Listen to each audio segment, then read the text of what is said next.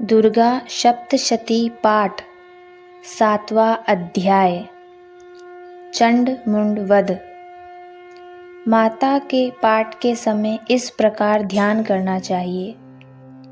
मैं मातंगी देवी का ध्यान करता हूँ। वे रत्नमय सिंहासन पर बैठकर पढ़ते हुए तोते का मधुर शब्द सुन रही हैं। उनके शरीर का वर्ण श्याम है। वे अपना एक पैर कमल पर रखे हुए हैं और मस्तक पर अर्धचंद्र धारण करती हैं तथा काहर पुष्पों की माला धारण किए वीणा बजाती हैं। उनके अंगों में कसी हुई चोली शोभा पा रही है। वे लाल रंग की साड़ी पहने हाथ में शंखमय पत्र लिए, उनके वदन पर मधु का हल्का हल्का प्रभाव जान पड़ता है और ललाट में बिंदी शोभा दे रही है। ऋषि कहते हैं, तदंतर शुंभ की आज्ञा पाकर वे चंड मुंड आदि दैत्य चतुरांगी सेना के साथ अस्त्र शस्त्रों से सुसज्जित हो चल दिए। फिर गिरिराज हिमालय के स्वर्णमय ऊंचे शिखा पर पहुंचकर उन्होंने सिंह पर बैठी देवी को देखा। वे मंद मंद मुस्कुरा रही थी। उन्हें देखकर दैत्य लोग तत्परता से पकड़ने का उद्योग करने लगे। किसी ने धनुष तान लिया, किसी ने तलवार संभाल ली और कुछ लोग देवी के पास आकर खड़े हो गए।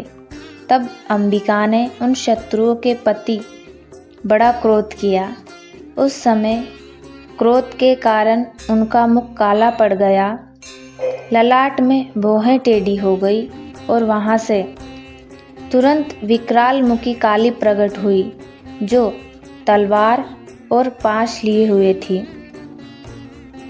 वे विचित्र खड़वांग धारण किए, चीते के चर्म की साड़ी पहने, नर मुंडों की माला से विभूषित थी। उनके शरीर का मांस सूख गया था, केवल हड्डियों का ढांचा था, जिससे वे अत्यंत भयंकर जान पड़ती थी। उनका मुख बहुत विशाल था, जीभ लपलपाने के कारण वे और भी डरावनी प्रतीत होती थी। उनकी आंखें भीतर को धसी हुई कुछ लाल थी। वे अपनी भयंकर गर्जना से संपूर्ण दिशाओं को गूंजा रही थी। बड़े बड़े दैत्यों का वध करती हुई वे कालिका देवी बड़े वेग से दैत्यों की उस सेना पर टूट पड़ी और उन सबका भक्षण करने लगी।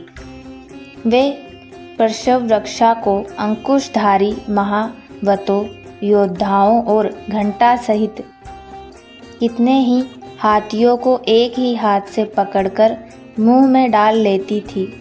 इसी प्रकार घोड़े, रथ और रथी के साथ रति सैनिकाओं को मुंह में डालकर वे उन्हें बड़े भयानक रूप में चबा डालती थी। किसी के बाल पकड़ लेती, किसी का गला दबा देती, किसी को पैरों से कुचल डालती और किसी को छाती के धक्के से गिराकर मार डालती थी। वे असुरों के छोड़े हुए बड़े बड़े अस्त्र शस्त्र मुंह में पकड़ लेती और रोष में भरकर उनको दांतों से पीस डालती थी। काली ने बलवान एवं दुरात्मक दैत्यों की वह सारी सेना रोंद डाली, खा डाली और कितनों को मार भगाया। कोई तलवार के घाट उतारे गए, कोई खड़वांग से पीटे गए और कितने ही असुर दांतों के अग्रभाग से कुचले जाकर मृत्यु को प्राप्त हुए। इस प्रकार देवी ने असुरों की उस सारी सेना को क्षण भर में मार गिराया। ये देख चंड उन अत्यंत भयानक काली देवी की ओर दौड़ा तथा महादैत्य मुंड भी अत्यंत भयंकर बाणों की वर्षा से तथा हजारों बार चलाए हुए चक्रों से उन भयानक नेत्रों वाली देवी को आच्छादित कर दिया। वे अनेकों चक्र देवी के मुख में समाते हुए ऐसे जान पड़े मानो सूर्य के बहुतेरे मंडल बादलों के उदर में प्रवेश कर रहे हो। तब भयंकर गर्जना करने वाली काली ने अत्यंत रोष में भरकर विकट अट्टहास किया। उस समय उनके विकराल वदन के भीतर कठिनता से देखे जा सकने वाली दांतों की प्रभा से वे अत्यंत उज्ज्वल दिखाई देती थी। देवी ने बहुत बड़ी तलवार हाथ में ले हम का उच्चारण करके चंड पर धावा किया और उसके केश पकड़कर उसी तलवार से उसका मस्तक काट डाला। चंड को मारा गया देखकर मुंड भी देवी की ओर दौड़ा। तब देवी ने रोष में भरकर उसे भी तलवार से घायल करके धरती पर सुला दिया।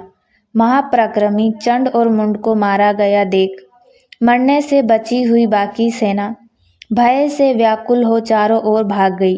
तदंतर काली ने चंड और मुंड का मस्तक हाथ में ले चंडिका के पास जाकर प्रचंड अट्टहास करते हुए कहा, देवी, मैंने चंड और मुंड नामक इन 2 महापशुओं को तुम्हें भेंट किया है। अब युद्ध यज्ञ में तुम शुंभ और निशुंभ का स्वयं ही वध करना।